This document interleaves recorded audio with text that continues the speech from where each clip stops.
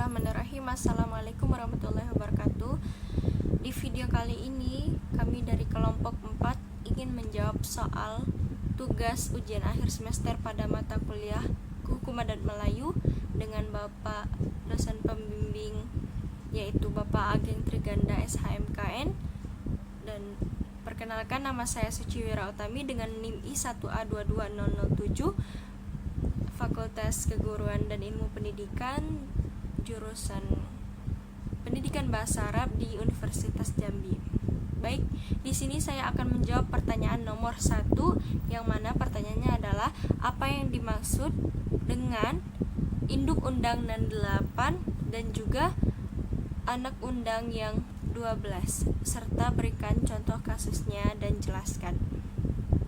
Nah, perlu diketahui, hukum adat Melayu tersebut sudah dikenal dari sejak nenek moyang dahulu, jauh sebelum Belanda datang ke negeri ini.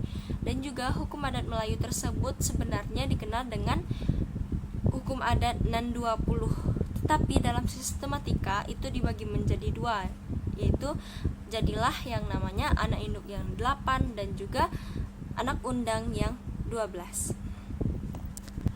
Jadi, apa saja yang termaktub ataupun isi dari induk undang nan 8 dan juga begitupun dengan anak undang nan 12? Berikut saya akan menjelaskan. Induk undang nan 8 terdiri dari, yang pertama ada yang namanya dagodagi, yang mana maksudnya adalah segala bentuk perbuatan yang melanggar kepentingan orang ramai atau bersama ataupun umum, sehingga sering menimbulkan kekacauan dalam negeri. Yang kedua, ada yang namanya sumbang salah. Maksudnya adalah melakukan perbuatan yang menurut pendapat umum dipandang sebagai perbuatan yang tercela karena tidak layak. Yang ketiga, samun sakai. Maksudnya adalah mengambil harta orang lain dengan paksa disertai penganiayaan ataupun kekerasan ataupun pengerusakan harta benda yang dimiliki orang tersebut. Yang keempat, ada yang namanya upas racun.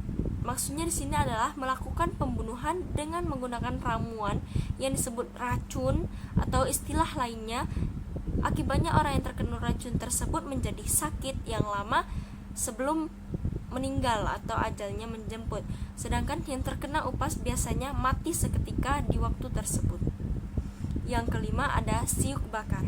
Maksudnya adalah perbuatan dengan sengaja membakar kampung halaman, rumah, beserta halaman, ladang pertanian, ataupun perkebunan. Yang keenam, ada yang namanya tipu tebok, yang maksudnya adalah tindakan orang yang untuk memperoleh sesuatu barang atau suatu keadaan yang menguntungkan dirinya sendiri dengan cara tipu daya dan bujuk rayu. Yang ketujuh, maling curi. Maksudnya adalah mengambil barang kepunyaan hak milik orang lain dengan maksud hendak memiliki tanpa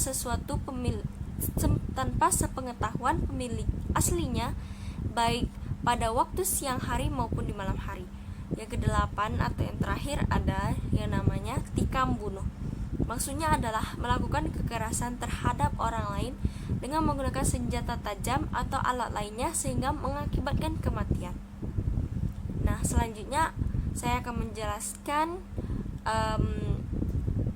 rangkaian dari induk anak undang nan 12, yaitu yang pertama adalah lebam balu ditepung tawar. Maksudnya adalah orang yang menyakiti fisik atau badan orang lain yang berkewajiban mengobatinya sampai sembuh dan baik kembali sampai hilang bekas luka tersebut. Yang kedua, luka atau lekih dipampas. Maksudnya adalah barang siapa yang melukai badan atau fisik seseorang, baik dihukum membayar pampas yang dapat dibedakan atas 3 kategori, yaitu yang pertama, kejahatan atau hukum publik dan tata tertib masyarakat yang berkaitan dengan ekonomi. Selanjutnya saya akan menjelaskan apa saja hukum adat yang termaktub di dalam anak undang nan 12, yaitu yang pertama ada yang namanya dengan lebam atau balu ditepung tawar. Maksudnya adalah ada seseorang yang menyakiti fisik atau badan seseorang lainnya dan dia harus mengobati sampai fisik ataupun badan seseorang tersebut sembuh. Yang kedua ada luka atau lepih dipampas. Maksudnya adalah barang siapa yang melukai badan atau fisik seseorang lain dihukum membayar pampas. Dan pampas tersebut dibedakan menjadi tiga kategori, yaitu yang pertama luka rendah, yang kedua ada luka tinggi, dan yang ketiga adalah luka parah. Yang ketiga ada mati dibangun. Maksudnya adalah barang siapa yang membunuh orang lain dihukum membayar bangun berupa 1 ekor kerbau, 100 gentang emas atau beras, dan 1 kayu kain putih 30 yard. Yang keempat ada samun. Maksudnya adalah merampas milik orang lain dengan paksa. Biasanya dilakukan di pinggir-pinggir perkampungan atau tempat yang terpencil. Penyamun ini bila diketahui orangnya harus dihukum adat. Pendomani Anak Undang dan 12 nomor 2 dan 3 itu hukumnya. Yang kelima, salah makan di ludah, salah bawa dikembalikan, salah pakai diluruskan. Maksudnya adalah siapa yang telah berbuat sesuatu yang akibatnya menimbulkan kerugian, ia wajib menggantikannya atau membayar senilai kerugian yang ditimbulkan oleh perbuatannya tersebut. Yang keenam, hutang kecil dilunasi.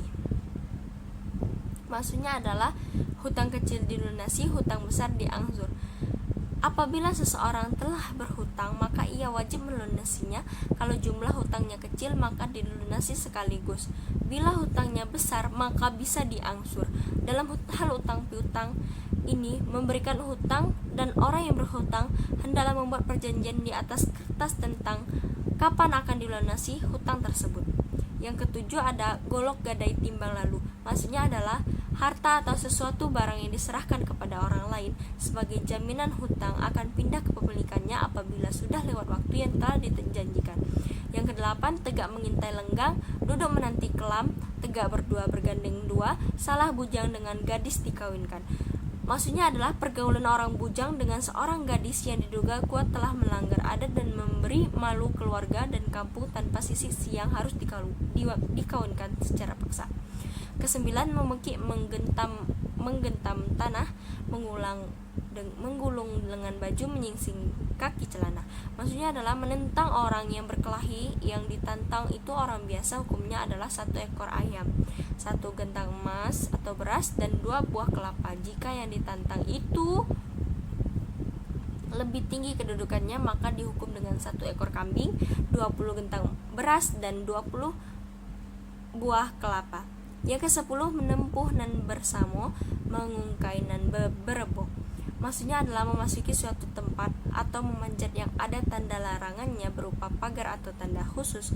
Perbuatan ini dihukum dengan 1 ekor ayam, 1 gentang beras atau emas, dan kelapa 2 buah. Yang ke-11, meminang di atas pinang, menawar di atas tawar. Maksudnya adalah apabila seseorang gadis sudah dipinang dan sudah jelas pinangannya itu diterima, maka status gadis tunangan orang itu tidak boleh dipinang lagi oleh orang lain. Pelanggaran ketentuan ini dihukum 1 ekor kambing dan 20 gentang beras, serta mengembalikan antara pihak lelaki kalau dalam pinangan telah mengantar tanda sebanyak 2 kali lipat dari antaran. Bila pihak lelaki yang melanggar, maka apa yang telah diantar menjadi hangus atau hilang dan menjadi milik si gadis.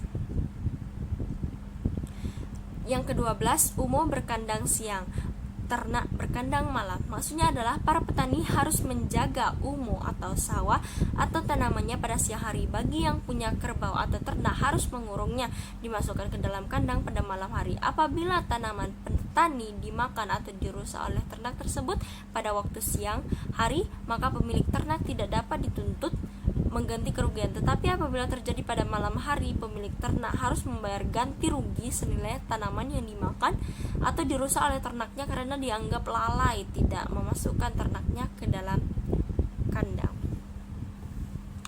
Ya, begitulah isi dari induk undang nan 8 dan juga anak undang nan 12. Mungkin jika ada kata yang salah, kata-kata yang salah dalam penyampaian penjelasan saya mohon maaf dan terima kasih telah dan terima kasih telah mendengarkan. Saya tutup dengan wabillahi taufiq wal hidayah. Assalamualaikum